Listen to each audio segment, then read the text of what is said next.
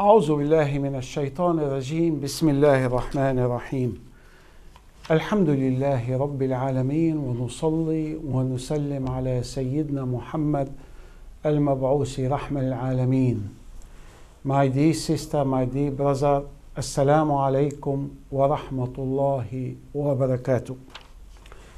Today, before I start my talk and my show regarding some new interesting medical discovery related to Islam and to the Prophet Muhammad sallallahu alaihi wasallam, I would like to raise one important point. Today, this week, most children are going back to school, as you notice. And as many Muslim children, at least 500,000, they say Muslim children, most are in English school. And there could be something un-Islamic in English school. I'm sure some of you have felt it before. Obviously, ideally, now it's too late, ideally one should look for single-sex school, especially in secondary school,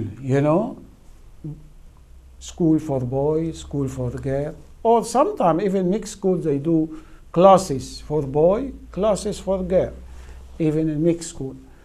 Obviously now everybody has booked and fixed the school, we cannot make any change. And ideally, more important, if there is Islamic school near you, even a bit far, which also implements the English curriculum in math, physics, chemistry, English, etc. This is the best, to live in an Islamic environment, halal environment, halal meat, food, etc.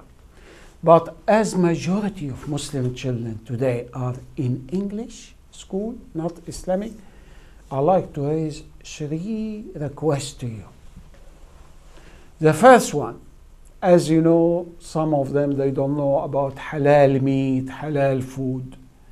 So it will be very wise, you Muslim parent, few lines, send letter to the head teacher, we are a Muslim and we like to inform you there are some food we cannot eat, my children cannot eat, it's forbidden for us. So anything related to pork or to lard, the fat of pork, or to gelatin, commonly from pork, or anything with alcohol.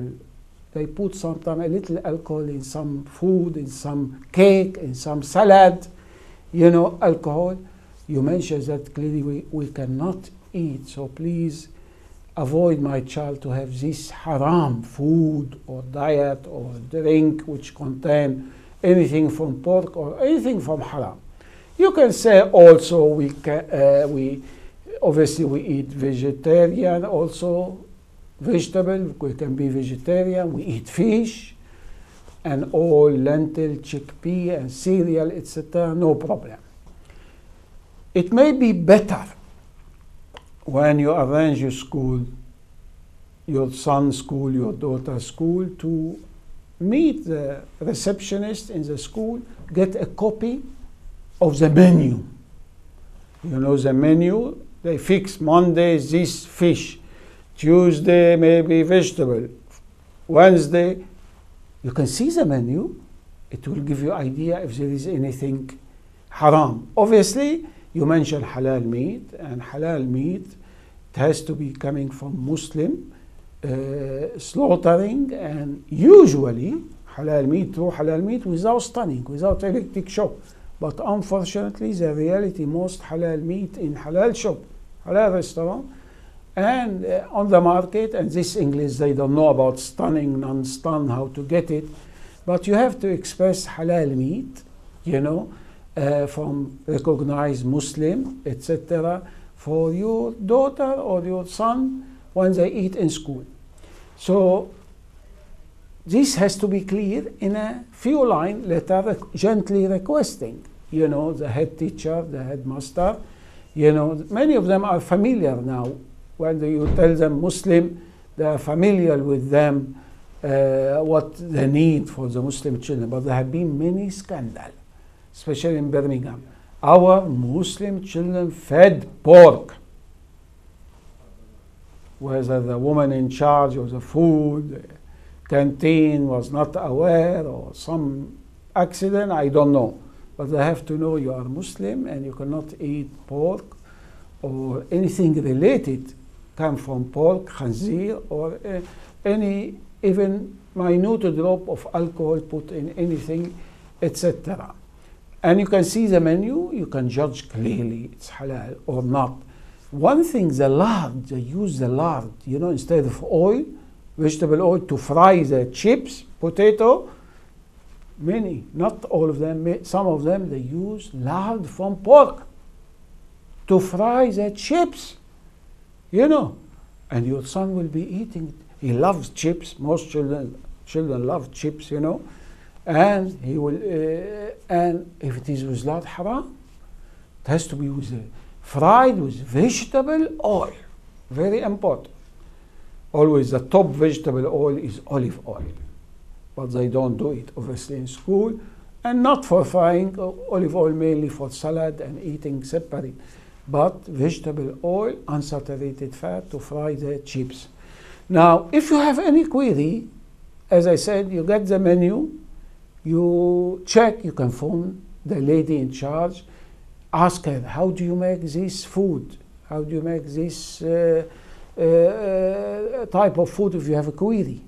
And they will answer you. So you know clearly when you have the copy of the menu, they will be happy to give you a copy, and you know what your son eating, your daughter eating on Monday, Tuesday, Thursday. Another way, especially when you have some day suspicious, you're not sure about the halal food or meat, etc., and it's good way also. Lunch box. You make lunch box for your children. Put your clear, sure halal, food, something that child like, you cook, etc. And very important, my dear sister, brother, do not put all this junk stuff in lunch box. If you go to the English children, or lunch box, crisp, chocolate, sweet drink, they are unhealthy. Whether pure orange juice, pure fruit juice, which is difficult, expensive, or water. Water is more healthy than all these sugary drink. They're full of sugar. Crisp, full of salt, is not healthy. And chocolate full of sugar. You better avoid this even at home. Don't get your children get used to this stuff. They are junk. Sugar, a lot in drink, fizzy drink, sweet drink, orange drink, Ribena drink, full of sugar. Sugar is going to damage the teeth of your children. Sugar is going to make your child more overweight, obese. And we have a big problem today. This is why we're suffering, because of all this bad habit in food and junk food, etc. We're suffering today. What they say, 1 in 3? Only yesterday, doctor, day before yesterday, they say we have epidemic problem of children, overweight, obese. They say 1 in 3. They say we cannot afford to look after them, because overweight, obesity give you many diseases. Diabetes, high blood pressure, heart attack, arthritis, so many diseases. So you can, even all the week, if you like, you can make lunch box to your children from true halal food she like to eat, and fruit, fresh fruit, real fruit, at least one apple, one pear, etc. And believe me, the simple drinking water at home is more than enough to keep their teeth healthy, to avoid a lot of sugar and stuff, and to avoid overweight, obesity, etc. So this is very much important, making sure my son, my daughter are consuming, eating halal food or meat in school. Alhamdulillah, We have a lot of good cooperation generally from most school and most head teacher, etc. This is one. The second one, I talked about it before, and I'm glad that my Christian friends, especially Society for the Protection of Unborn Children, they made a lot of campaign in the last 5 years against something we agree with them, with our Christian friend, called sex education in school. This is very dangerous, is immoral, is destructive. They educate the child to accept for us 5, 6, 7 haram. Sex education school. They do it age maybe 8, 9, 10, and primary, and in secondary. And now the Deputy Prime Minister, Mr. Nick Clegg, he wants to do it from age of 7. Is more dangerous. You know, this is happening. A lot of Muslim parents do not know. This sex education in school, unfortunately, is based on zina, adultery, accepting zina, adultery, boyfriend, girlfriend, based on contraceptive pill, condom for the boy, contraceptive pill, obviously for these children above puberty, above age 13. But if they educate you before, you will be starting to practice when you have puberty, you know, and it's based on no marriage, and is based also on abortion. If you are pregnant, can you imagine? The school, the teacher will have a relation with my daughter, you know, confidential. So don't worry, if you are pregnant, we'll do abortion for you in secret. We don't tell your parent. Can you imagine that? And obviously now they're pushing in the sex education a lot. You can fancy your son can fancy a boy, sleep with a boy. Your girl can fancy a girl, a woman, a girl to sleep with her. Lesbianism, homosexuality. On top of that now, they legalize, as you know, gay marriage. You can marry, boy can marry boy, girl can, you know, it is all creeping now in the sex education. So a lot of haram in sex education. So what's the best way? Although there is simple way to write a letter to withdraw your child from sex education, but more effective way. I learned about it today from a big Christian campaigner. God bless her, Mrs. Antonia Tully, in the Society for the Protection of Unborn Children. Today she told me the best way to go about it. You know, the father or the mother go to school and meet the teacher in charge of your child in school and ask a simple question. Are you going to teach my child sex education? If she say no, good, no problem. If she say yes, you have to find out. Can I see the material? You are entitled. Parents are power, but they are not using their power today. Can I see what you teach? If she said yes, what you teach my child? You know, you will see it, whether the booklet, whether the video. I'm sure 99.9% you're going to oppose it. Usually, they don't have a clean moral sex education in this country, unfortunately. So you're going to see, and it's good that you are asking, inquiring for your children to be protected from immoral sex education. So when you see, you tell her, oh, please, I don't accept that to be taught to my child, to my son, to my daughter. And you can put 2-line letter, please withdraw my child. This is more effective than just sending letter no to sex education to my children. They see you interested, they see you clever, they see you caring, they see you finding out. You read, you see video or book, I'm sure you will notice some in the beginning and later so many haram things. And sometimes it's unbelievable. They show the sex act to our innocent children. They prepare them for sex and they are small, not ready for sex yet. You know, and you know, children curious today and they like to experiment, you know, when they see things. So when you see that simple letter, you know, as I can see, you don't have to say why. But up to you, you can say, for my religion, I cannot accept. Our religion does not allow that. And all sex education, unfortunately, as I kept telling you before, nothing to do with chastity. nothing to do with marriage, nothing to do with God, nothing to do with morality. Unbelievable. Just fun, like animal, even the animal better, because they do it to have baby, procreation. But today they cut off the sexual act from procreation, unfortunately. So when you see in your eye clearly you are in a strong position, please put 2-line letter to you, to the head teacher, I withdraw my child. And you can inquire more, what will happen when you withdraw his child?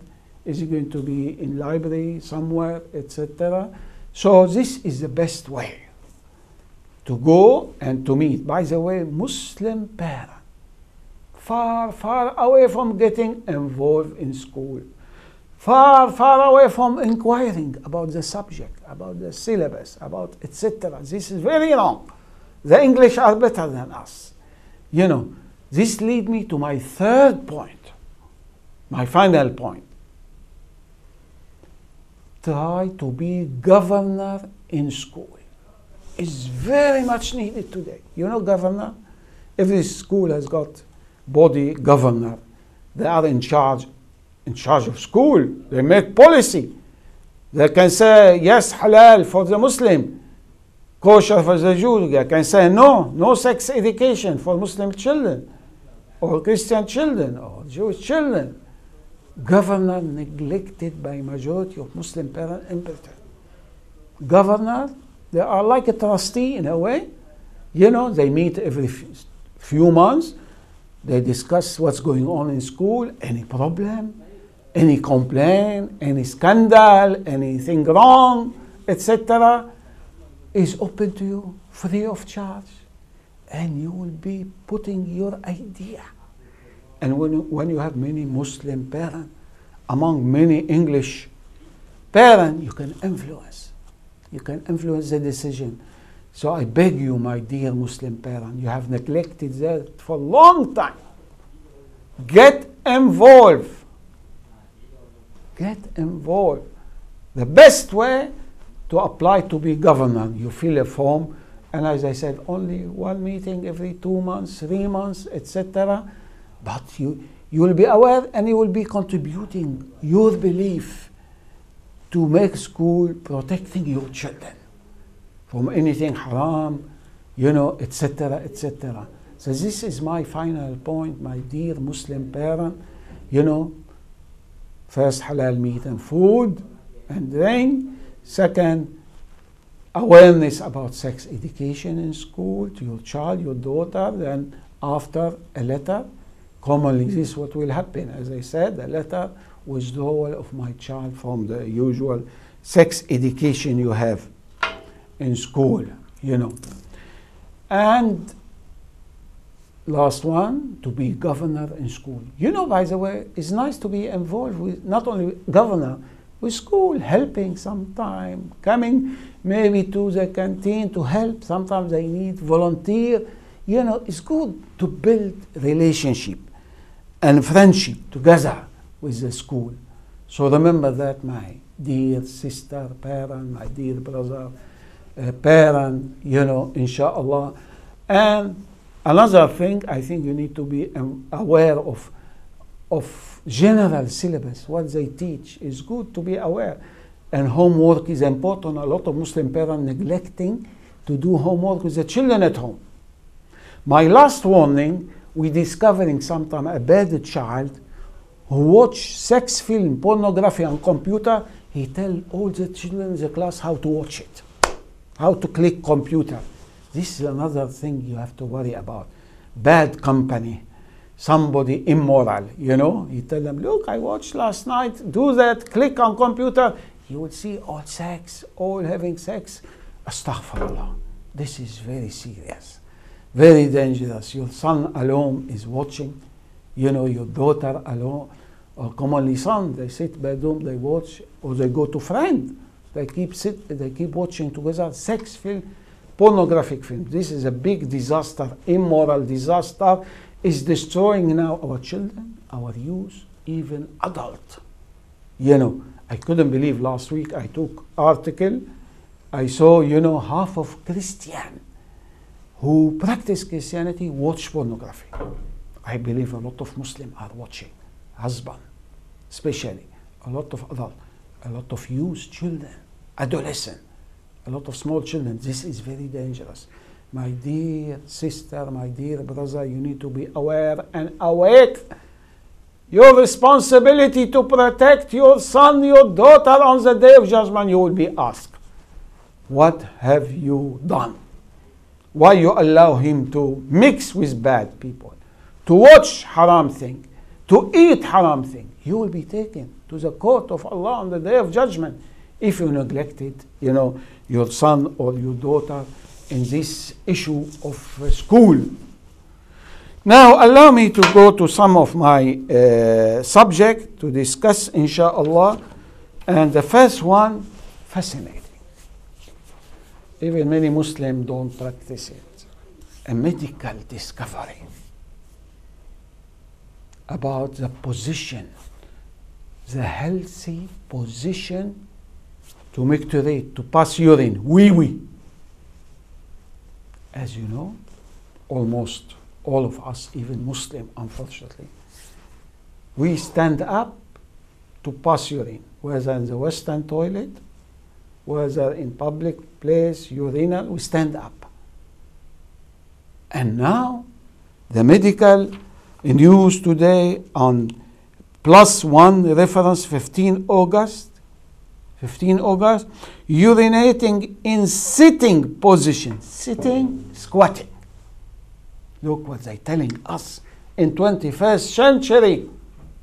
And you're going to see the miracle with the Prophet Muhammad sallallahu alaihi wasallam. The medical study, urinating in sitting position, beneficial for men, especially those with enlarged prostate, especially, enlarged prostate. They analyze the anatomy, the physiology, how to pass urine, the urine bladder, accumulate the urine. Then it tell you have to go to toilet to pass, everything organized, automatic, computerized by Allah Almighty, subhanallah, to get sensation to empty your urine. What they said? They said you have to use your muscle pelvic floor. Two things you use muscle pelvic floor to pass urine, wee-wee, not standing if you are sitting. Sitting or squatting, they use the term in other study. And when you do toilet, feces, excreta, defecation, sitting. They tell you now. Can you believe that? In the West, they tell you that. They tell you what our granddad, grandmom, what many people in Muslim world, in Africa, in jungle are doing. Normally, naturally. There's a good pelvic floor. They say it relaxes the muscle of the bladder if you are sitting. If you are squatting, relax. Muscle of the bladder, so the bladder empty, full. But they say if you stand up, anatomically, there will be like bent, closure, obstruction. There will be still left urine in your bladder, give you cystitis, infection, stone, they say. Subhanallah. This is analysis when you sit down or squat. And they say less cystitis, less bladder stone, and more emptying. The bladder will be more empty if you are passing urine sitting down. And less fall. Although some people might be at risk, I always say if you go to the old way of passing urine and moving your bowel defecation, have something to hold on in the wall. It's good to add, especially for some old people, etc. And more privacy. People will not see your genital. When you go public toilet, unbelievable. They look to each other. They're all standing, passing urine, look at each other. This is wrong. This is immoral. And as you know, normally women, very good, alhamdulillah, they cannot do it standing up. They have to sit normally in their own natural physiological way. And no doubt facility are needed for that. And now we all, maybe 99% of us have got the Western toilet. And squatting for natural, easy, quick defecation. Stool, feces from your back passage. Natural, easy, quick. They show you diagram. If you are sitting on the toilet, Western time, they sitting, we said, without anything under you. But they sitting on the toilet now. When you sit on the toilet, they show us the bend in the column.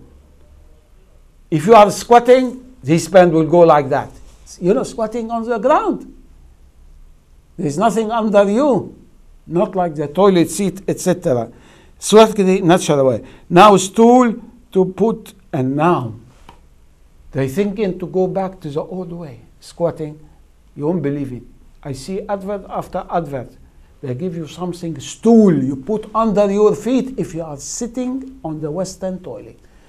So this stool under your feet, push your leg up toward you.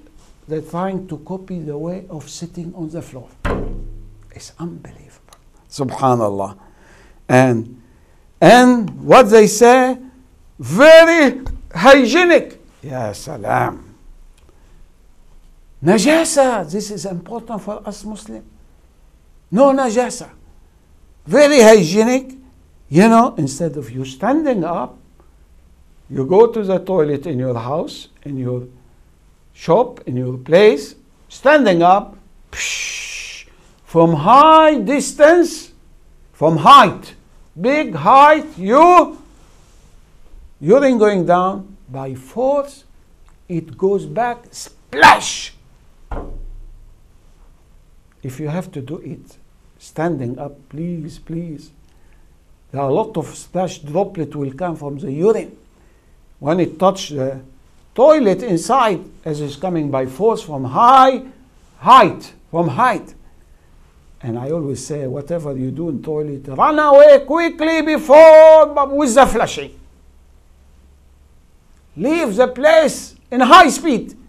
Because you know the splashing of the toilet? The urine, the feces, with the water, some of them go in the air. They come on your face, they come on your mouth, they come on your clothes, stay. Maybe you go to wudu, you wash face and mouth, but stay on your clothes. Run like you saw a lion in the toilet. Run when you splash. I'm telling you the disadvantage of this way, of this type of toilet today. And now they say squatting increased abdominal pressure. The squatting and straining sitting increase abdominal to push the urine or push the feces, the excreta. This is a natural way. You know, pressure. And protection of appendix, they say, small intestine, release of bend in sigmoid column. We have rectum at the end, then anus at the end, then sigmoid column is usually bent. When you sit, squat, straight, the feces come out quickly. Subhanallah, unbelievable. It's explained physiologically, anatomically, from all. And straightening of the final pathway, column and rectum will be straight when you sit, when you squat. This is why today also we have a lot of problem with the Western toilet. Colon defecation, you strain more when you're sitting on the toilet. The sitting, the squatting, sitting, automatic, quick. You strain more. Many people have constipation. And many people, you know, develop bile. Small swelling at the end of the back passage, the anus, bile. And straining with the Western toilet. And also, when you sit on the toilet, God knows, a lot of people before you, whether in the house or in public toilet or in your company, they urinate and the seat of the toilet on. They didn't pull it up. So when you go toilet and you are sitting, you know, it could happen with some member of family. If they are not educated well, you know, the toilet seat is contaminated, is najis. Has got urine you cannot see.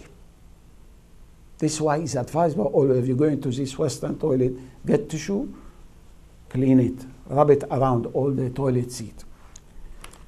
So what's the idea of all this talk today about the easy, healthy, natural, quick way to pass urine and to move your bowel, empty your colon? Listen now. Listen. The West coming to advise us today. The doctor in the West coming today to advise us. Let's listen to the top doctor of mankind, Sayyidina Muhammad sallallahu alayhi wa sallam.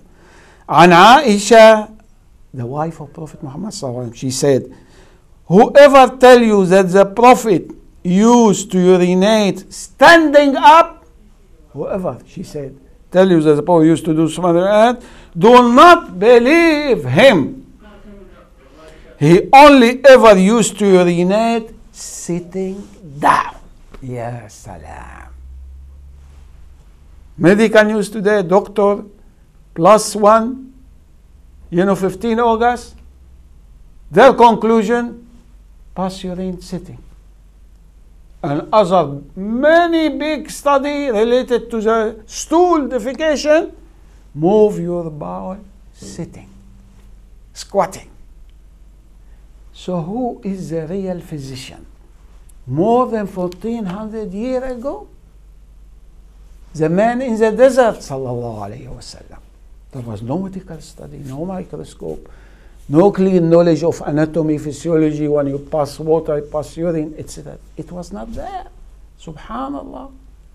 And Sahaba, obviously, they all practiced that, and they all united that the Prophet ﷺ used to sit down. But I have to give you a little, allowance if we say that occasionally, sometimes you might have difficulty, you might have, something need you to do the passing urine, not not the feces, excreta, while standing up. If you have to do it standing up, ideally the place to take the urine should be next to your organ, not a big distance.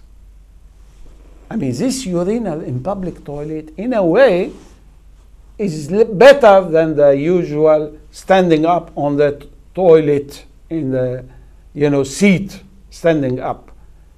In public toilet, they have this urinal, one next to each other. I said they see each other, which is very wrong, but the pressure of urine is small coming to the urinal straight away.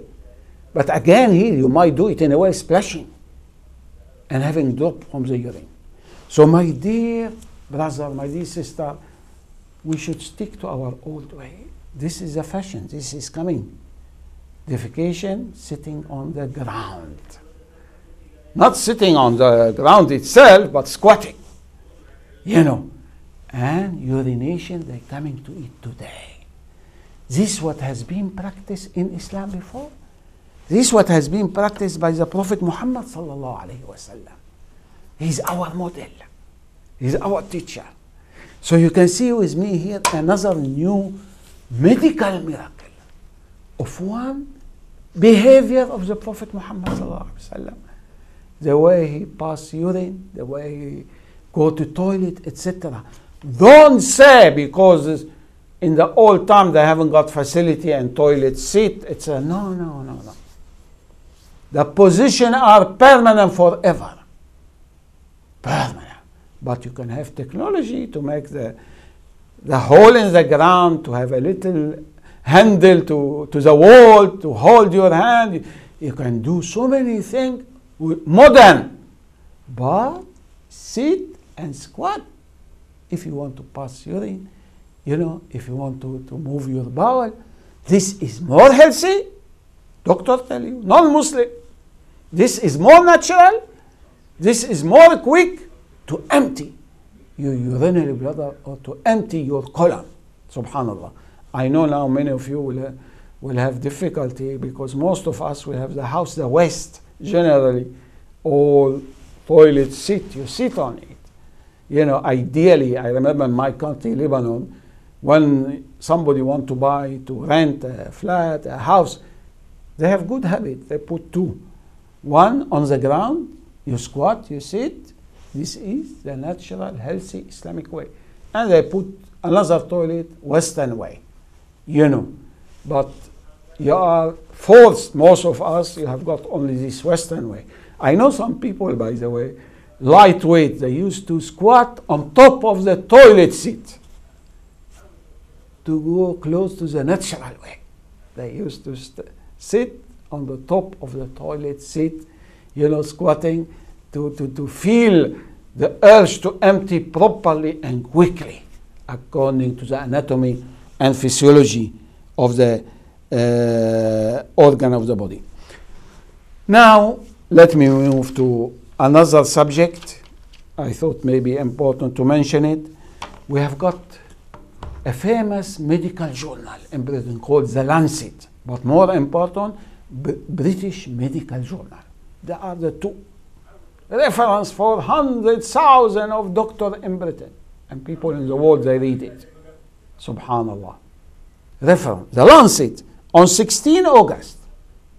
This year, they talk about the battle against sister causes in pigs. Pork, khanzir, the battle.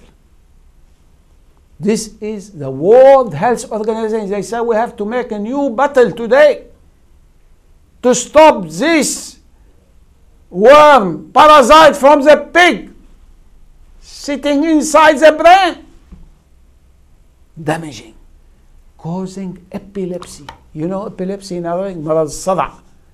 You must be aware of some cases. Suddenly we are with someone, suddenly he pass out on the floor, convulsion, contraction, bite his lung, urinate him on himself, you know, etc. for a few seconds, half a minute, then after he wake up, he doesn't know what happened to him. You know, this is called epilepsy. مرض الصدع. This dangerous disease coming from dangerous tapeworm called Taenia solium parasite,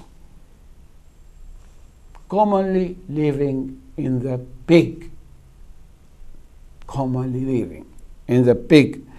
And I was shocked when I read that. Instead, there are 50 million in the world with epilepsy, this disease.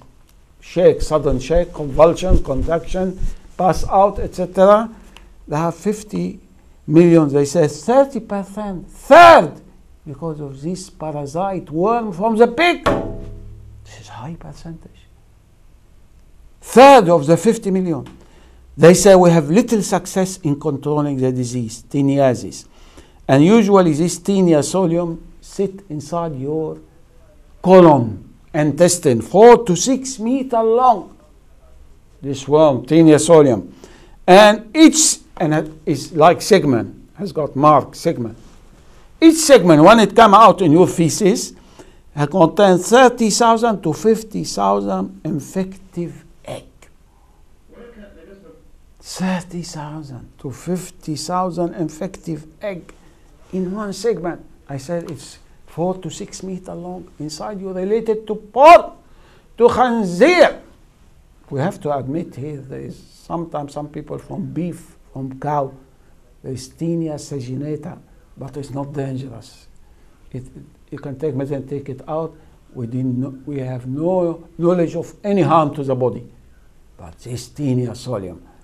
And as I said, I'm mentioning this is one issue, one medical problem related to the pork. We have got today over 70 diseases. I'm not discussing the subject pork. Why Allah prohibited pork? Over 70 diseases, and you won't believe it. Pork is prohibited in Judaism for the Jew, prohibited in Christianity.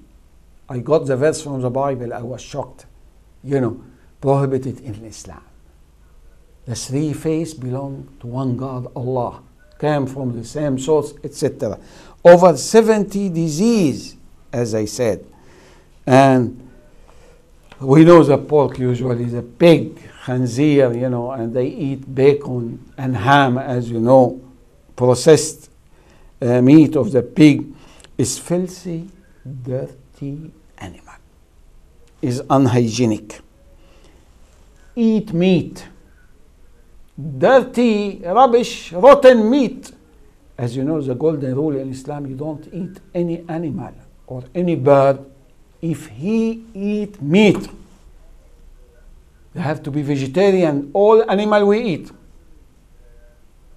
But a pig eat meat, carnivorous, you know. And is a pork also, unfortunately today we have another new problem related to pork. I'm sorry to say many of us without their knowledge and awareness consuming a little bit of pork in medicine,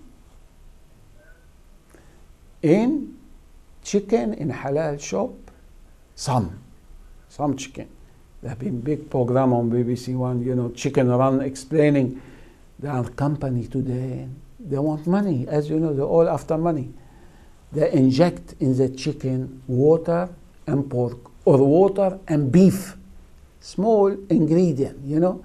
They cannot put water alone. They need some animal ingredient to be with the water, so the water stay inside. Why they do that? The chicken 2 kilo, it will become 2.5 kilo. If you're buying by weight, they're earning more, you know, of this, and they're selling it to you as halal. So, my dear brother, my dear sister, you can see with me the importance of knowledge about Islam and how Islam was merciful to us to avoid us the pork and the 70 disease. We say thank you to Allah. Wassalamu alaikum wa rahmatullah wa barakatuh.